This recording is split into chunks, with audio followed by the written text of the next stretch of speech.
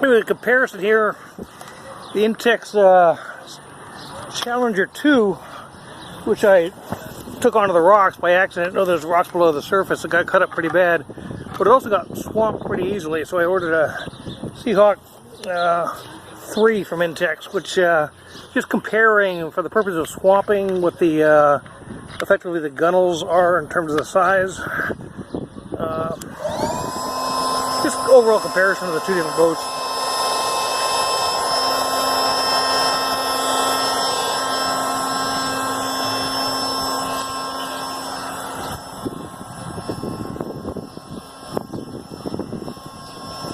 This has fixed oars. The Seahawk 3 has a rotating system. These oars also cracked on me the part that the joining piece that both pipe pieces fit into.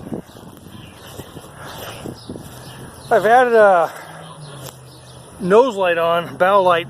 It's got starboard and port. You can see them sideways, not really in the boat or like that, but if you're sideways of it, you can see the port or starboard color. It also works as a flashlight or a blinking light.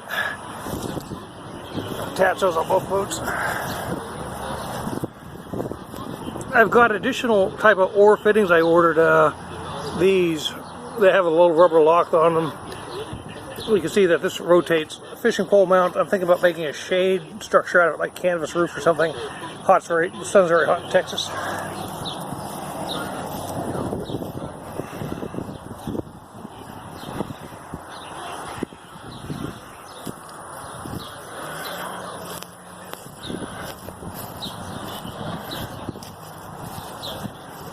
Take the overboard.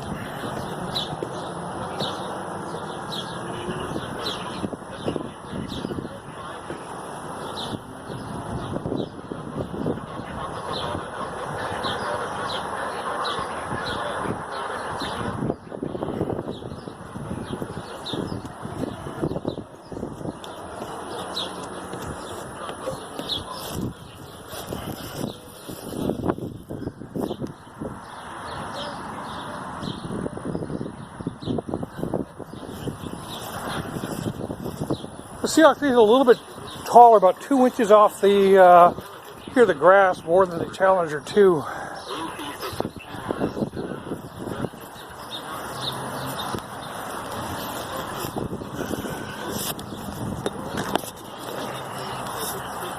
Very close, very close.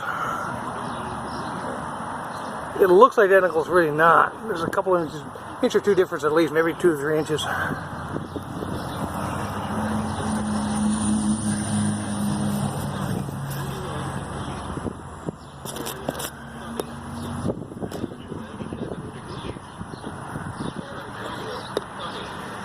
The aluminum oars come with a Seahawk 3. The black plastic oars came with a Challenger 2.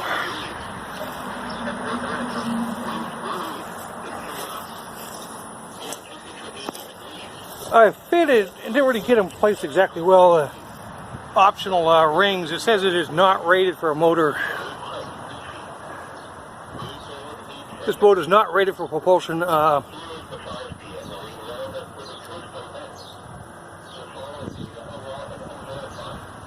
Propulsion by motor. This one has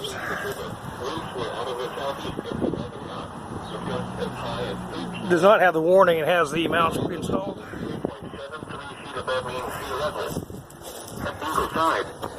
I found I swapped my cell phone. It was useless. $100 cell phone. $63 marine radio. It gives me a channel 16 emergency call for maydays. There's less significant calls you can make as well for difficult situations. There's also channels reserved for Coast Guard, channels reserved for port operations, and also weather information, things like that. Also non-commercial boat-to-boat channels. You need to learn what the channels are and basically how to scan between the weather channels. There's several different ones, things like that. $63. It's the Atlantis 155. It's waterproof, unlike my cell phone. And I think it's like an IP7 thing where it can take really submerging for a brief period of time. The water out here is salty and hard on things. I'm going to consider it splash resistant at most. So my 52cc engines here for the Intex Seahawk 3 has its own gas can, starting ripcord, 2-stroke, so you mix the oil in with the gas, 52 cc. I've seen some videos on the Seahawk 3 with this. It seems to be a good pairing. I liked it because on Amazon.com it was under $250 delivered. You didn't need to buy a battery separately, which is expensive and vulnerable to sinking if you tip over or get swamped. There's electrical problems. Apparently you can repair possibly a 2cc if it sinks. It's under $250, so for a 3-horsepower motor, it seems a good deal. I've just temporarily mounted on the treadmill, so take a look at it. These are the clamps that will clamp it onto the false transom of the Seahawk 3 that you also order separately. Tiller system.